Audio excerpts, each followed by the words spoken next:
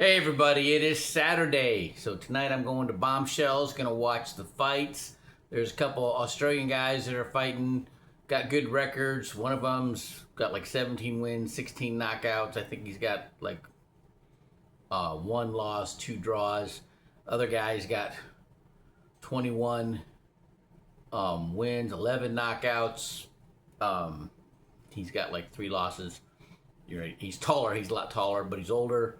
I'm betting the guy with the higher knockout percentage is going to win. All right. Now I'm going to be listening for them talking about this Muhammad Ali revision, the revisions to the Muhammad Ali Boxing Safety Act. Okay. There's very little of anything in that about boxers' safety. There's what that's all about is it's a smart move by Dana White. Dana White, the promoter of the UFC, is promoting the Canelo Alvarez Terrence Crawford fight. I'm like, what's up with that? Right? Well, it's money, which is odd because Dana White's always talking about how he doesn't agree that boxers should be paid so much. So I'm curious how that's going to work out, right? His promotion company, TKO Promotions, is trying to form a sanctioning body called the UBO.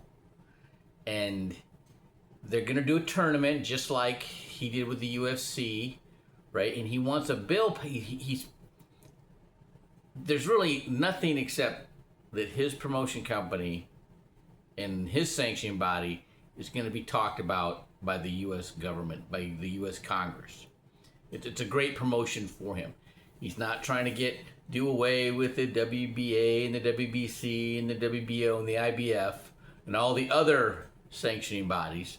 Okay, what he's asking for is that promoters can have their own sanctioning body, and the promoters can pick the ranking, can rank the fighters, which is totally a conflict of interest.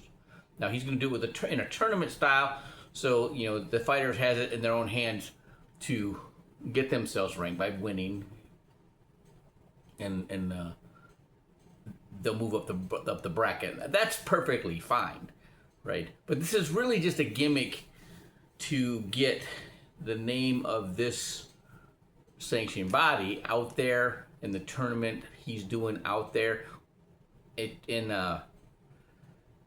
which is it's good for him. I'm talking about it, right? But they're not really doing anything. I mean, they're increasing the minimum pay, $150 a round. So if you fight a 4-round fight, you're gonna make $600 minimum, right? But you've heard the term semi-pro boxer. There's no such thing. You're either an amateur or you're a pro. Okay, now there should be a category, and I think that's where the tournament would make sense for guys that are not making enough money in fighting, that they have to have a job, and they get in a tournament and they win the tournament. Now they're more marketable. Okay, and that's the whole idea of it. This is not a new thing. There was the Next Great Champ. There was the Contender Series. Sergio Mora won that, right? And got $1 million for winning that. And he got a chance to fight for a title. He was a good boxer, couldn't bust a grape. Okay? But he's now a commentator. That was from the Contender Series, right? And that was what they were trying to do back then, right? This is just a rehashing of what's going on. There was Thunderbox for the heavyweight division that Sarah Kushner did 20, 30 years ago. This is nothing new, all right? He's just trying to use the U.S. Congress basically to promote it. Good idea. But what they really need to do is they need to make sure that things happen. Like there was the other night, a couple weeks ago, the Golden Boy card, Joshua Edwards. This is really interesting. A heavyweight who at the event on TV, he said he had 21 wins and 7 losses and like 19 wins by knockout, right? Then the guy he was fighting, Cayman Audi, Native American from Minnesota, was 2-3. He had 5 fights and lost 3 of them, right? And it lasted 1 minute and 59 seconds. I just watched the replay of it, right? Right. Now, when you go and look up that fight, it shows that Joshua Edwards is 4-0, 4 knockouts, but he was also the as an amateur won.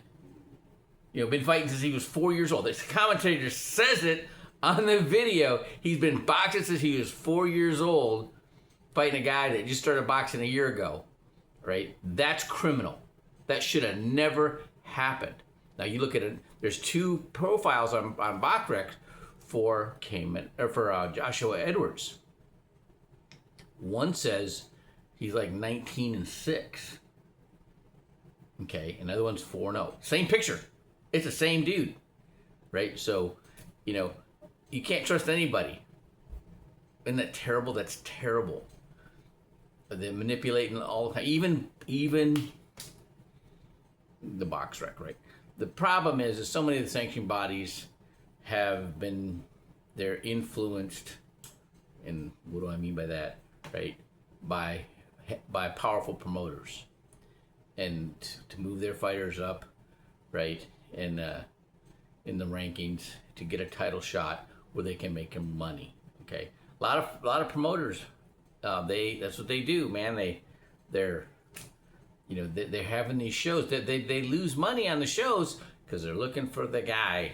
They're looking for the money maker, somebody that pony to strap their wagon to. That's what they're looking for, right? And they have these shows to find that one, and they get a contract with them, and then that's what they make their money. There's no development at all. The development all comes from the trainer, and the trainers make squat.